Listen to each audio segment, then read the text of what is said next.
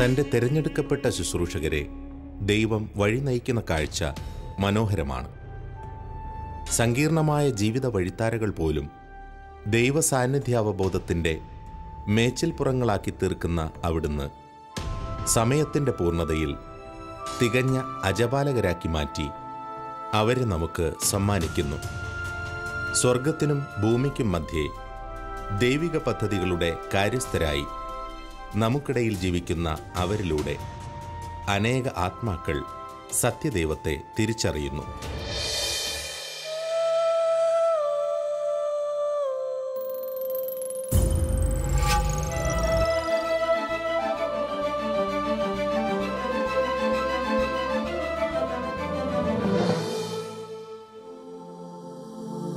ബഹുമാനപ്പെട്ട ജസ്റ്റിൻ പനക്കിലച്ചൻ താൻ ഇടപെട്ട മേഖലകളുടെ വൈവിധ്യം കൊണ്ടും സ്വാധീന ശക്തി കൊണ്ടും ശിഷ്യസമ്പത്തുകൊണ്ടും കേരള സഭയിൽ ശ്രദ്ധേയനാണ്. 1980കളിൽ പൈതലാം യേശുവെ തുടങ്ങി അദ്ദേഹം സംഗീതം നൽകിയ ഒരുപിടി ഗാനങ്ങളിലൂടെ മലയാളികൾ ഒന്നടങ്കം അദ്ദേഹത്തെ ഹൃദയത്തോട് ചേർത്ത് നിർത്തിയിരിക്കുന്നു. ഓർമ്മ വെച്ച കാലം മുതൽ ഒരു വൈദികനായിത്തീരണമെന്ന ആഗ്രഹമാണ് തനിക്കുണ്ടായിരുന്നതെന്ന് ബഹുമാനപ്പെട്ട ജസ്റ്റിൻ പനക്കിലച്ചൻ ഓർമ്മിക്കുന്നു. സുഹൃത്തുക്കളോടും കുടുംബാംഗങ്ങളോടുമെല്ലാം അക്കാര്യം അദ്ദേഹം തുറന്നു പറഞ്ഞിരുന്നതിനാൽ എല്ലാവരും ആ കണ്ണിലൂടെ ആ ബാലനെ കണ്ടു. അമ്മയാകട്ടെ ഭാവിയിലെ ഒരു പുരോഹിതനു വേണ്ട ശരിയായ ശിക്ഷണം നൽകുന്നതിൽ ബദ്ധശ്രദ്ധയായിരുന്നു. ചെറുപ്പകാലത്ത് തന്നെ അമ്മയിൽ നിന്നും ലഭിച്ച പാരമ്പര്യവും അറിവുകളും വഴിയായി ഒരു ഗായകനായി ജസ്റ്റിൻ പനക്കിലച്ചൻ അറിയപ്പെട്ടിരുന്നു.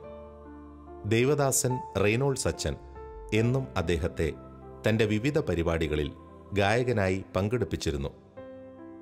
ആ കാലഘട്ടത്തിൽ അദ്ദേഹം തൻ്റെ ദൈവവിളിയെക്കുറിച്ച് പൂർണ്ണമായ വ്യക്തത ലഭിക്കുന്നതിനായി തീക്ഷ്ണമായി പ്രാർത്ഥിച്ചുകൊണ്ടിരുന്നു. തന്നിലെ ശുശ്രൂഷകനിൽ നിന്ന് ദൈവം ആഗ്രഹിക്കുന്നതെന്താണെന്ന് തിരിച്ചറിയുന്നതിനു വേണ്ടി അദ്ദേഹം മുടങ്ങാതെ ചൊല്ലിയിരുന്ന ജപമാലകൾ പാഴായില്ല.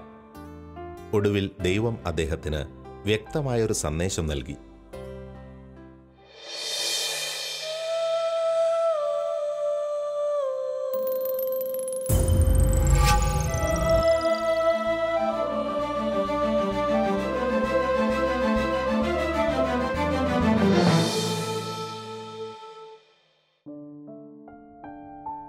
ബഹുമാനപ്പെട്ട ജസ്റ്റിൻ പനക്കിലച്ചൻ്റെ ജീവിതവീഥികൾ എക്കാലവും സംഭവബഹുലമായിരുന്നു. അസാധാരണമാം വിധം എന്നും ദൈവം അദ്ദേഹത്തിന് നൽകിക്കൊണ്ടിരുന്ന തിരിച്ചറിവുകളിലൂടെയും സവിശേഷമായ അനുഗ്രഹങ്ങളിലൂടെയും ദൈവഹിതമനുസരിച്ച് അദ്ദേഹം യാത്ര ചെയ്തുകൊണ്ടിരുന്നു. കർമ്മലീത്ത സഭയിലേക്ക് ദൈവം തന്നെ അയക്കുവാൻ ആഗ്രഹിക്കുന്നുവെന്ന് മനസ്സിലാക്കിയ നാളുകളിലും ദൈവഹിതത്തിന് കൂടുതൽ വ്യക്തത ലഭിക്കുന്നതിനായി അദ്ദേഹം പ്രാർത്ഥിച്ചുകൊണ്ടിരുന്നു. ഫസ്റ്റ് ഇയർ സെമിനാരി കഴിഞ്ഞപ്പോഴാണ് കൊച്ചിയും ആലപ്പുഴ രൂപയും തമ്മിൽ വിഭജിക്കപ്പെടുന്നത്. അപ്പോൾ എൻ്റെ സെക്കൻഡ് ഇയർ സെമിനാരി പിന്നെ ഫോർട്ട് കൊച്ചിയിൽ ബിഷപ്സ് ഹൗസിലായിരുന്നു. ഞാൻ അവിടെ ചെന്നിട്ടും എല്ലാ ദിവസവും അതുപോലെ വീട്ടിൽ ചെന്ന് ഹോളിഡേയ്സിൻ്റെ സമയത്ത് അമ്മയ്ക്കറിയാം ഞാൻ എന്തിനാണ് എക്സ്ട്രാ ആയിട്ട് ഇങ്ങനെ പ്രാർത്ഥിക്കുന്നത്, അമ്മയ്ക്കറിയാമായിരുന്നു. അപ്പം ഞാൻ പിന്നെ പ്രാർത്ഥിക്കണം എന്താണെന്ന് വെച്ചാൽ എൻ്റെ ദൈവവിളി കർമ്മലീത്ത സഭയിലേക്ക് തന്നെയാണോ എന്ന് എനിക്കൊരു സ്ഥിരീകരണം വേണം, അതിനായിരുന്നു. അപ്പോൾ എനിക്ക് ഓരോ ദിവസം ചെല്ലുന്തോറും കർമ്മലീത്ത സഭയിലേക്ക് പോകണമെന്നുള്ള വിചാരം. അങ്ങനെ സെക്കൻഡ് ഇയർ തീർന്നപ്പോഴത്തേക്കും അന്നത്തെ ബിഷപ്പ് ഇടയെഴുത്ത് അലക്സാണ്ടർ ഇടയെഴുത്ത് പിതാവ് കൊച്ചിൻ ബിഷപ്പ്, കൊച്ചിയിലെ ആദ്യത്തെ നാട്ടുമെത്രാനാണ്, എനിക്ക് ലെറ്റർ തന്ന് മംഗലപ്പുഴ സെമിനാരിയിലേക്ക് പോയി പഠിക്കാനായിട്ട്. പക്ഷേ എൻ്റെ ആഗ്രഹം നിന്നത് കർമ്മലീത്ത സഭയിലേക്കാണ്. അപ്പോൾ ഒരു ദിവസം വീട്ടിൽ കുർബാന കഴിഞ്ഞ് ബ്രേക്ക്ഫാസ്റ്റ് കഴിഞ്ഞിട്ട് ഞാൻ വീട്ടിൽ നിന്ന് ഒളിച്ചു പോടി. അമ്മയ്ക്കറിയാൻ പാടില്ലായിരുന്നു, ബിഷപ്പിനോട് ഞാൻ പറഞ്ഞിട്ടില്ലായിരുന്നു. ഞാൻ അവിടെ നിന്ന് നടന്ന് കുറേ ഉണ്ട്, കുമ്പളങ്ങി സെൻറ്റ് പീറ്റേഴ്സ്, അവിടെ വന്ന് വടക്കേ അറ്റത്ത് അവിടെ നടന്ന് എത്തി, വഞ്ചിക്ക് പെരുമ്പടപ്പ് അവിടെ എത്തി, അവിടെ നടന്ന് കുമ്പളങ്ങി വഴി ചെന്ന് ഞാൻ ബസ് കയറി ഈ സെമിത്തേരി മുക്കിൽ ചെന്ന് അവിടെയായിരുന്നു ആസ്പിറൻസ് ഹൗസ്. ഈ കർമ്മലീത്ത ആസ്പയറൻസിന് എടുക്കുന്ന അവിടെയായിരുന്നു. അന്നത്തെ അവിടുത്തെ റെക്ടർ ഫാദർ ഫ്രാൻസിസ് ഗ്രിഗരി ആയിരുന്നു. അദ്ദേഹം കാലം ചെയ്ത നമ്മുടെ ഡാനിയൽ അച്ചാർപറമ്പിൽ ആർച്ച് ബിഷപ്പിൻ്റെ അങ്കിളായിരുന്നു. അതുപോലെ തന്നെ തിരുവനന്തപുരം അച്ചാർപറമ്പ് പിതാവിൻ്റെ ജ്യേഷ്ഠനും. അപ്പോൾ അദ്ദേഹത്തിൻ്റെ അടുത്ത് ഞാൻ ചെന്നു. ഞാൻ വേറൊന്നും പറഞ്ഞില്ല. ഞാൻ പറഞ്ഞു, ഞാൻ വന്നത് എനിക്ക് കർമ്മലീത്ത സഭയിൽ പ്രവേശിക്കണം. ഞാൻ അമ്മയെ അറിയിക്കാതെ ഓടിപ്പോന്നതാണ്. എൻ്റെ ബിഷപ്പിൻ്റെ അനുവാദവും എനിക്കില്ലെന്ന് പറഞ്ഞു. അനുവാദം ഞാൻ ചോദിച്ചിട്ടില്ലെന്നും പറഞ്ഞു. അപ്പോൾ അദ്ദേഹം പറഞ്ഞ് ബിഷപ്പിൻ്റെ അനുവാദം കൂടാതെയും അമ്മയുടെ അറിവില്ലാതെയും ഇവിടെ ആരും എടുക്കില്ലെന്ന് പറഞ്ഞു. അപ്പോൾ ഞാൻ അദ്ദേഹത്തിൻ്റെ ആ ഒരു ആം ചെയറിൽ കസേരയൊക്കെ പിടിച്ചുകൊണ്ട് പറഞ്ഞ്, ഞാൻ 2 പേരുടെയും അനുവാദം ഞാൻ മേടിച്ചെടുക്കാം, പക്ഷേ എന്നെ കർമ്മലിത്ത സഭയിൽ എടുക്കുമെന്ന് എനിക്ക് ഉറപ്പ് തരണമെന്ന് പറഞ്ഞു, അല്ലാതെ ഞാൻ ഇവിടുന്ന് പോയില്ലെന്ന് പറഞ്ഞു. അദ്ദേഹത്തിന് എന്തോ എൻ്റെ ഈ ശാഠ്യം പിടുത്തം കണ്ട് അദ്ദേഹം ഫോൺ ചെയ്തു ബിഷപ്പിന്. അപ്പോൾ ബിഷപ്പ് അനുവദിച്ച്. പിന്നെ അമ്മയുടെ അനുവാദം വേണമല്ലോ. അപ്പോൾ അവിടെ എൻ്റെ ഒരു കസിൻ പഠിക്കുന്നുണ്ടായിരുന്നു. ആ കസിനെ കുമ്പളങ്ങിലേക്ക് വിട്ടു. ഞാൻ അവിടെ തന്നെ നിൽക്കുക, ഞാൻ പോയില്ലെന്ന് പറഞ്ഞ് പോയി. ഏതാനും മണിക്കൂറുകൾ കഴിഞ്ഞപ്പോൾ ഇതും തിരിച്ച് വന്നിട്ട് പറഞ്ഞ് അമ്മയ്ക്ക് സമ്മതമാണെന്ന്. അപ്പോൾ എന്നെ സ്വീകരിച്ച് വളരെ സന്തോഷത്തോടുകൂടി ഞാൻ കുമ്പളങ്ങിലേക്ക് പോയി. 3-4 ദിവസം കഴിഞ്ഞപ്പോൾ ഞാൻ അവിടെ നിന്ന് ഈ ഹൗസിലേക്കാണ് വരുന്നത്. എന്നെ സ്വീകരിച്ചിരിക്കുക. എനിക്ക് ഭയങ്കര സന്തോഷമായിരുന്നു. പക്ഷേ വീട് അമ്മയെ വിട്ട് പോരുന്നപ്പോൾ എനിക്ക് ഭയങ്കര സങ്കടവും കരച്ചിലും. എങ്കിലും അമ്മ വളരെ ധൈര്യപൂർവ്വം എന്നെ ആശ്വസിപ്പിച്ചും എനിക്ക് ധൈര്യം തന്നാണ് എന്നെ യാത്രയാക്കിയത്.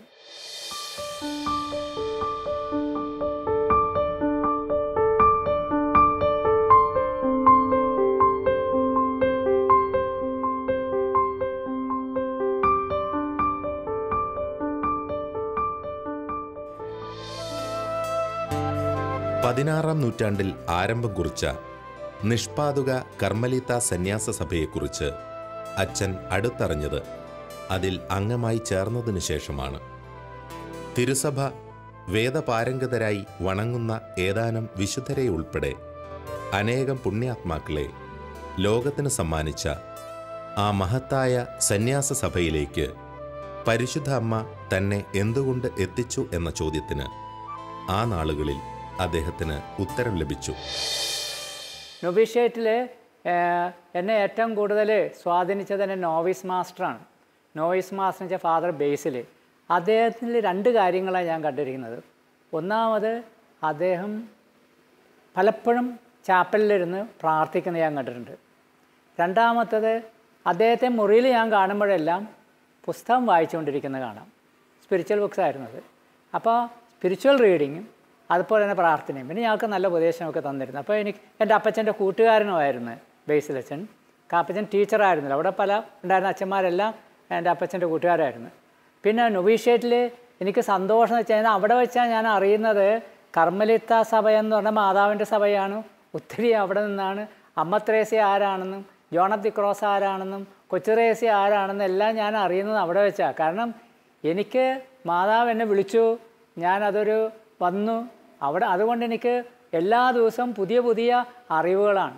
അപ്പം ഞാൻ സഭയെക്കുറിച്ച് എന്താണെന്ന് അറിയുന്നതിന് മുമ്പ് തന്നെ മാതാവ് എന്നെ വിളിച്ച് സഭയിൽ പ്രവേശിച്ചതിന് ശേഷമാണ് എനിക്ക് എല്ലാ അറിവും കിട്ടിക്കൊണ്ടിരിക്കുന്നത്. എൻ്റെ നൊവിഷ്യേറ്റ് എനിക്ക് സ്വർഗമായിരുന്നു. ഞാൻ വളരെയധികം പ്രാർത്ഥിക്കുകയും അങ്ങനെ 55 മെയ് 30 ഞാൻ എൻ്റെ ഫസ്റ്റ് വ്രതവാഗ്ദാനം.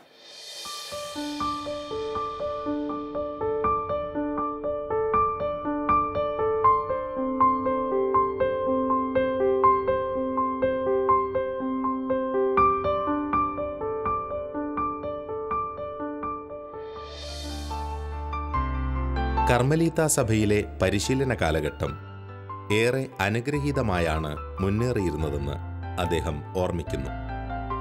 ആലുവ മേജർ സെമിനാരിയിലുള്ള പഠനകാലത്തുൾപ്പെടെ വ്യക്തമായ ഇടപെടലുകൾക്കുള്ള അവസരങ്ങളും ദൈവം അദ്ദേഹത്തിനായി ഒരുക്കിയിരുന്നു.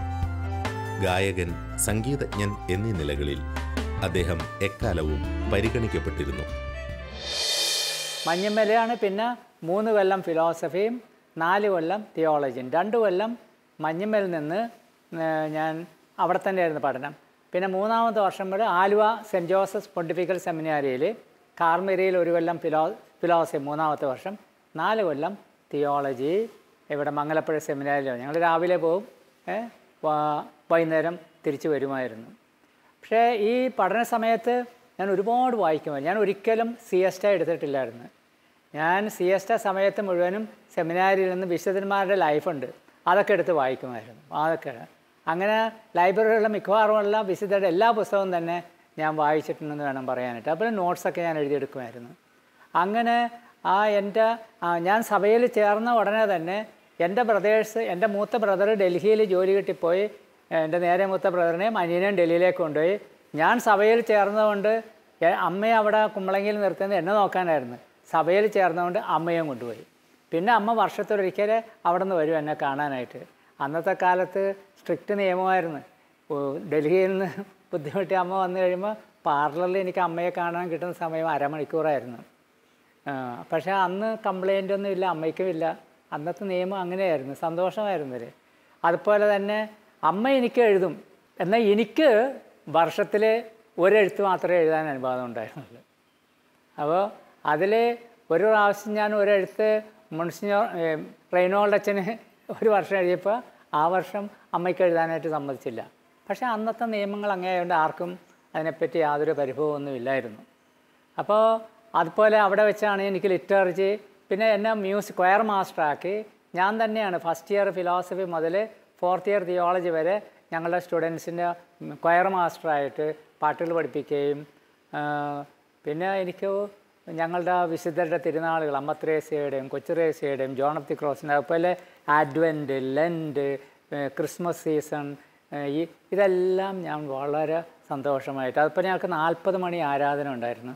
അതിലൊക്കെ ഞാൻ അങ്ങേയറ്റം പങ്കെടുക്കുകയും അതിൻ്റെ പ്രദക്ഷിണത്തിന് പാഞ്ചലിംഗ എന്ന് പറഞ്ഞൊരു പാട്ടുണ്ട്, അത് ഞാൻ 2 വോയിസിൽ കൂടെയുള്ള എല്ലാവരെയും പഠിപ്പിച്ച് പ്രദക്ഷിണത്തിന് അതൊക്കെ ഞാൻ കണ്ടക്ട് ചെയ്ത് അങ്ങനെ എനിക്ക് എൻ്റെ ഫിലോസഫി തിയോളജി ആ സമയം എന്ന് പറയുന്നത് എനിക്ക് വാസ്തവത്തിൽ ഇന്നും ഏറ്റവും സന്തോഷം നിറഞ്ഞ ദിവസങ്ങളായിരുന്നു.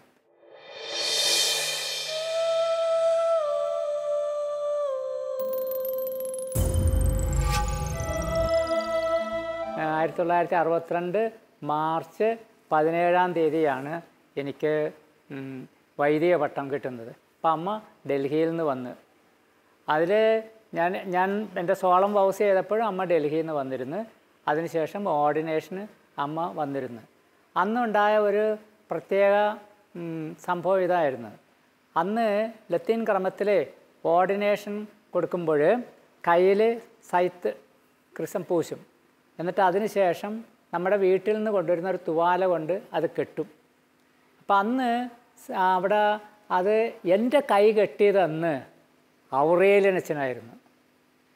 വെനറബിൾ ഔറേലിയനച്ഛൻ, വിശുദ്ധനാകാൻ പോകുന്നു. ഇപ്പോൾ വെനറബിളാണ് അദ്ദേഹം. അദ്ദേഹം എൻ്റെ കൈ കെട്ടി എനിക്കിപ്പോഴും ഓർമ്മയുണ്ട്. എൻ്റെ കൈ ഇങ്ങനെ വിറക്കുകയായിരുന്നു. കാരണം ഒരു വിശുദ്ധനാണ് എന്നെ സ്പർശിക്കുന്നതെന്ന് എനിക്കറിയാമായിരുന്നു. അത് കഴിഞ്ഞ് ഞാനുണ്ടല്ലോ ആ ഓൾട്ടറിൽ നിന്നവർക്ക് കൈ ചുംബിക്കാൻ കൊടുക്കണം, അതിൻ്റെ ഭാഗമാണ്. പിന്നീട് ഞാൻ കൈ രണ്ടും ഇങ്ങനെ കുപ്പി പിടിച്ചുകൊണ്ട് വേറെ ആർക്കും കൊടുക്കാതെ ഞാൻ ഓടി പുറത്തേക്ക് പോയി. എനിക്ക് അമ്മ തന്നെ എൻ്റെ കൈ മുത്തണമെന്നായിരുന്നു ആദ്യം എനിക്ക്. അപ്പോൾ അതുകൊണ്ട് ഞാൻ ചെന്ന് അപ്പോൾ അമ്മ എൻ്റെ കൈ മുത്തി എന്നെ എംബ്രേസ് ചെയ്ത് എന്നിട്ട് അടുത്ത ആ ഒരു ജനലിൻ്റെ അവിടെ തന്നെ ഞാനപ്പോൾ വൈദികൻ്റെ ആ തിരുവസ്ത്രം അണിഞ്ഞുകൊണ്ട് തന്നെ ഇരിക്കുകയാണ്. അവിടെ ഇരുത്തിയിട്ട് പറഞ്ഞ് മോനോട് പറയാതിരുന്ന ഒരു കാര്യം ഞാനിപ്പോൾ പറയുകയാണ്. നിർബന്ധത്തിന് വഴങ്ങി അച്ഛനാകാൻ പാടില്ല, അതുകൊണ്ടാണ് ഞാൻ പറയായിരുന്നത്. ഇപ്പോൾ എന്താണെന്ന് അപ്പം പറയായിരുന്നു. എൻ്റെ ജ്ഞാനസ്നാനം കഴിഞ്ഞ് എന്നെ വീട്ടിലേക്ക് കൊണ്ടുവന്നപ്പോൾ എൻ്റെ അപ്പച്ചൻ എന്നെ മടിയിൽ ഇങ്ങനെ കിടത്തിയിട്ട് എൻ്റെ നെറ്റിയിൽ കുരിശിട്ടിട്ട് അമ്മയോട് പറഞ്ഞ് നമ്മുടെ ഈ കുഞ്ഞ് അച്ഛനാകുമെന്ന്. അതാണ് ആ അമ്മ പറയണത് ആ സമയത്താണ്.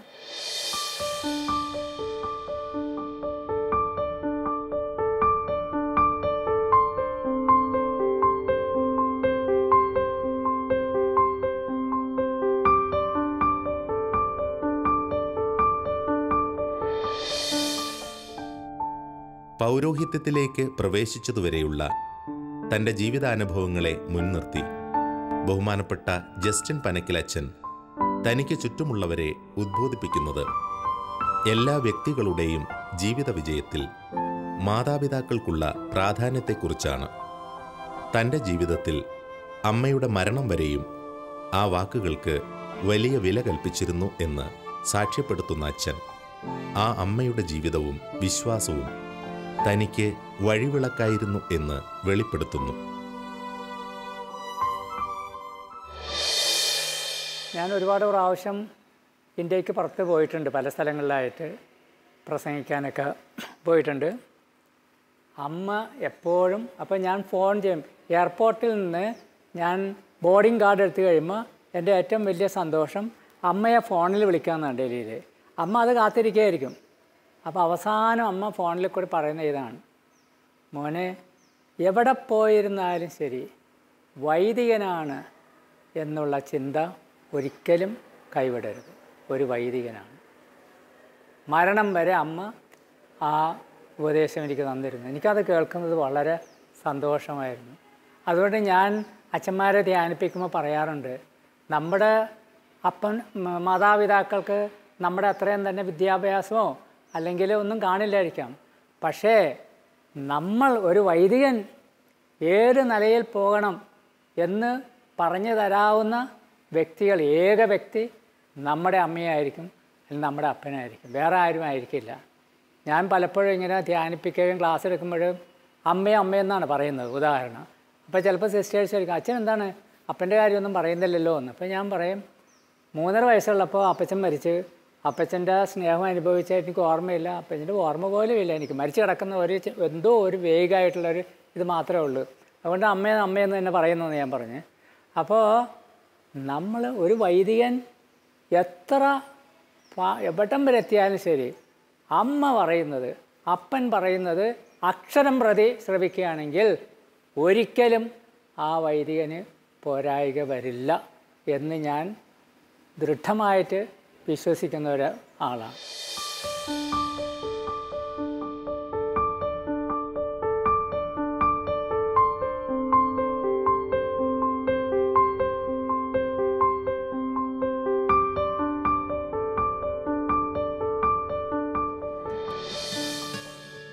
ബഹുമാനപ്പെട്ട ജസ്റ്റിൻ പനക്കിലച്ചൻ്റെ വാക്കുകളിൽ നിന്നും വെളിപ്പെടുന്ന ഒരപൂർവമായ മാതൃപുത്ര ബന്ധത്തിൻ്റെ ചരിത്രമുണ്ട്. ആഴമേറിയ ദൈവാശ്രയബോധത്തിൽ അടിയുറച്ച ഒരമ്മ തൻ്റെ മകനെ ദൈവിക തീരുമാനത്തെ പ്രതി വിട്ടുകൊടുക്കുവാൻ നിശ്ചയിക്കുകയും അതിനായി ഏറെ അധ്വാനിക്കുകയും പ്രാർത്ഥിക്കുകയും ചെയ്ത ചരിത്രമാണത്. ആ അമ്മയുടെ ത്യാഗങ്ങൾക്കും സ്നേഹത്തിനും പ്രതിനന്ദിയായി ഈ മകൻ എന്നും ആ ആത്മാവിനെ അൾത്താരയിൽ സമർപ്പിക്കുന്നു. മരണശേഷം പതിറ്റാണ്ടുകൾക്കിപ്പുറവും ആ സ്നേഹബന്ധത്തിന് ഒരു കുറവും വന്നിട്ടില്ല. അമ്മയുടെ ഏറ്റവും വലിയ ആഗ്രഹമായിരുന്നു അമ്മ മരിച്ചു കഴിയുമ്പോൾ ഞാൻ തന്നെ എല്ലാം നടത്തി കൊടുക്കണമെന്ന്. അമ്മ 93 ഏപ്രിൽ 10 മരിക്കുന്നത്. അതായത് വലിയ ശനിയാഴ്ച രാത്രി 11:50 അമ്മ മരിക്കുന്നത്. അതായത് ഉയർപ്പിൻ്റെ ഒരു 10 മിനിറ്റ് മുമ്പായിട്ടാണ്. ഞാൻ 1 മാസത്തിന് മുമ്പ് ഡൽഹിയിൽ പോയി അമ്മയെ കണ്ടു. അപ്പോൾ എനിക്ക് പെന്നാങ്, മലേഷ്യയിൽ പെന്നാങ് സെമിനാരിയിൽ അവിടെ ഉള്ള ഒരു കോൺവെൻറ്റിൽ ധ്യാനിപ്പിക്കാൻ പോകണം, കോളലംപുറുണ്ട്. അപ്പോൾ എനിക്ക് പോകാനൊരു മടിയായിരുന്നു അമ്മയുടെ കിടപ്പ് കണ്ടിട്ട്. അപ്പോൾ അമ്മ പറഞ്ഞ്, ഇല്ല പോയിക്കോ, മടങ്ങി ഇതിലേ വരണമെന്ന് പറഞ്ഞു.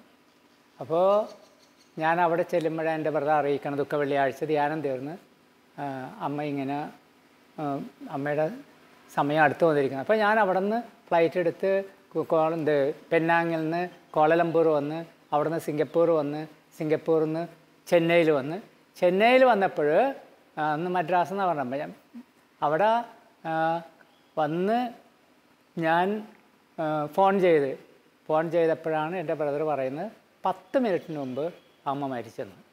അപ്പോൾ അമ്മയെ നോക്കിയ ഡോക്ടർ ഡൽഹിയിൽ ഇങ്ങനെ എൻ്റെ ബ്രദറിനോട് ചോദിച്ചെന്നാണ് പറഞ്ഞത്, ഈ മാതാജി എന്താ ഇങ്ങനെ കിടക്കുന്നത്? കാരണം ഡോക്ടറിനെ നിവർത്തിച്ച് അമ്മ നേരത്തെ മരിക്കേണ്ട. അപ്പോൾ എൻ്റെ ബ്രദർ പറഞ്ഞ് മകനെ കാത്തിരിക്കുകയാണെന്ന് പറഞ്ഞു. അപ്പോൾ ഞാൻ എയർപോർട്ടിൽ ഇറങ്ങി 10 മിനിറ്റ് കഴിയുമ്പോഴാണ് അമ്മ മരിക്കുന്നത്. പിന്നെ ഞാൻ തന്നെയാണ് പോയി സകലതും നടത്തി. ഞാൻ അമ്മയുടെ ആഗ്രഹമായിരുന്നു. അത് തന്നെയല്ല, ഞാനത് കഴിഞ്ഞ് അമ്മയെ അടക്കിയിരിക്കുന്നത് ഡൽഹി കൻറ്റോൺമെൻറ്റ് ക്രിസ്ത്യൻ സെമിട്രി, നല്ലൊരു മാർബിൾ ടൂമ്പുണ്ട്. ഞാൻ ആ ടൂമ്പ് പണിഞ്ഞു കഴിഞ്ഞപ്പോൾ ഞാൻ ചെയ്തത് എന്താണെന്ന് വെച്ചാൽ, ഞാൻ സെമിട്രിയിൽ പോയി ആ ടൂമ്പിൻ്റെ പുറത്ത് വെള്ള വസ്ത്രം വെച്ച്, എന്നെ സംബന്ധിച്ചിടത്തോളം ഏറ്റവും നല്ല അൾത്താര ബലിയർപ്പിക്കാൻ അമ്മയുടെ ടൂമ്പാണെന്ന് എനിക്ക് തോന്നി. കാരണം അമ്മയാണ് എന്നെ ദൈവത്തിന് കൊടുത്തത്. ഞാനവിടെ കുർബാന അർപ്പിച്ചു, എല്ലാം കൊണ്ടുപോയി ഞാനൊരു കുർബാന ചൊല്ലി. അത് ഒരു ജാക്കബൈറ്റ് ഓർത്തഡോക്സ് പ്രീസ്റ്റ് അന്ന് അത് എല്ലാവർക്കും ഉള്ള ആദ്യം നോക്കിയപ്പോൾ അവിടെ നിന്നൊരു ഒരച്ചം കുർബാന ചൊല്ലുന്നു. അപ്പോൾ അദ്ദേഹം അത് കഴിഞ്ഞിട്ട് എൻ്റെ അടുത്ത് ചോദിച്ചു എന്തുകൊണ്ടാണ് ഇങ്ങനെ ചെയ്യുന്നത്. അപ്പോൾ ഞാൻ എൻ്റെ കാര്യങ്ങളൊക്കെ ഇങ്ങനെ പറഞ്ഞു. അദ്ദേഹത്തിനത് വലിയ താല്പര്യമായിട്ട് പിന്നെ അവരുടെ പള്ളികളിലൊക്കെ എന്നെ പ്രസംഗിക്കാൻ വിളിക്കുമായിരുന്നു.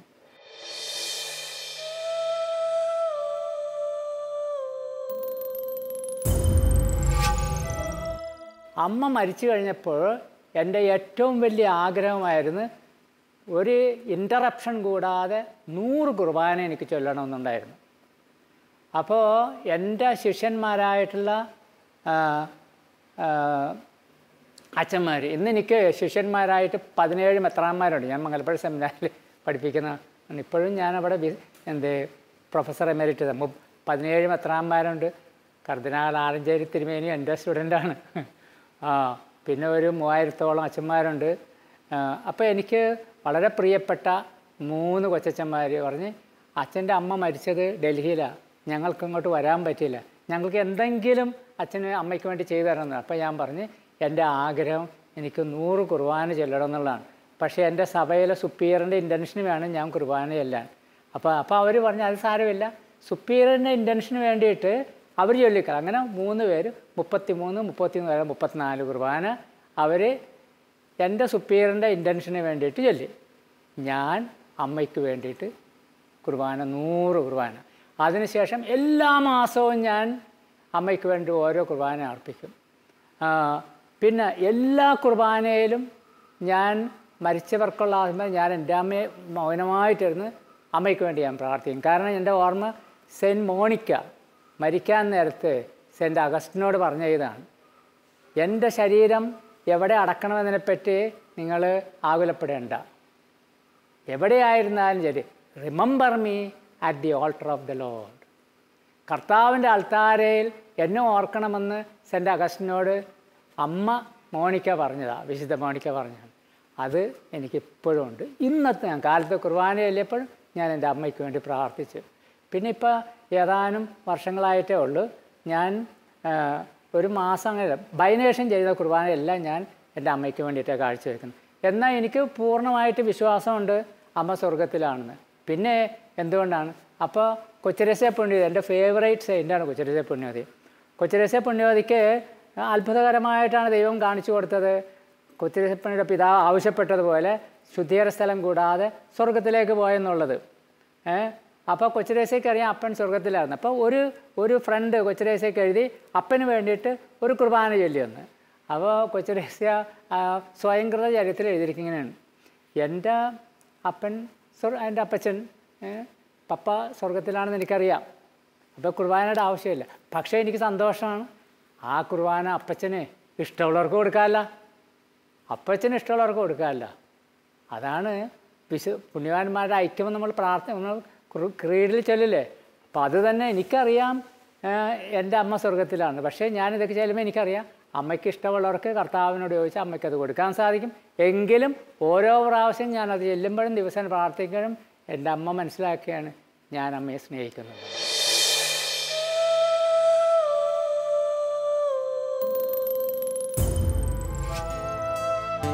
വിസ്മയനീയമായ ഒരു തെരഞ്ഞെടുപ്പിലൂടെ മികച്ച ഒരു ശുശ്രൂഷകനായി നമുക്കിടയിൽ ജീവിക്കുന്ന ഈ അഭിഷിക്തൻ്റെ ജീവിതം ഒരു വലിയ സമൂഹത്തിന് മുന്നിൽ ദൈവസ്നേഹത്തിൻ്റെ ദീപശിഖയാണ്.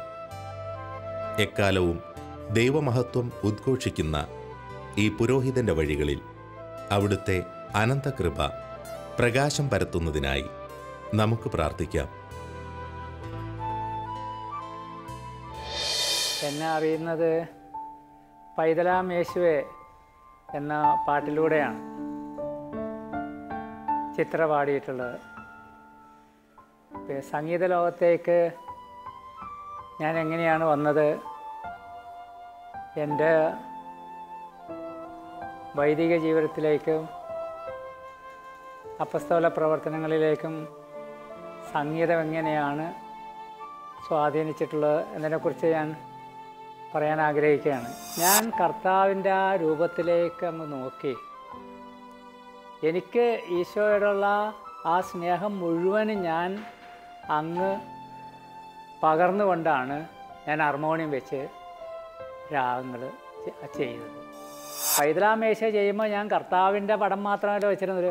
ക്രിസ്മസിൻ്റെ വരുന്ന ഒരു ഈ പുൽക്കൂടും ഔസേപ്പിതാവും മാതാവും ഉണ്ണീശയ്ക്കും ഇതെല്ലാം കൂടി നോക്കിയാണ് ഞാൻ ചെയ്തത്. അതുകൊണ്ട് എനിക്ക് മനസ്സിന് വലിയ പ്രയാസം. ഇങ്ങനെ ഈ മ്യൂസിക് ഡയറക്ടർ അത് കൊള്ളില്ലെന്നും പറഞ്ഞ് അപ്പോൾ കുട്ടികളെ എന്നോട് പറഞ്ഞ് ചെമ്മാശന്മാർ അച്ഛനൊന്ന് പാടാൻ പറഞ്ഞു ക്ലാസ്സിൽ. വൈദിക അന്തസ്സിന് കോട്ടം തട്ടുമോ ഞാൻ സംഗീതത്തിലേക്ക് മാത്രം ഇറങ്ങിയാലെന്ന് എനിക്കൊരു ചിന്ത വന്നു. അപ്പോൾ ഞാൻ വിചാരിച്ചേ എനിക്ക് എൻ്റെ പ്രയോറിറ്റി മുൻഗണന നിൽക്കുന്നത് ഞാൻ വൈദികനാണ്.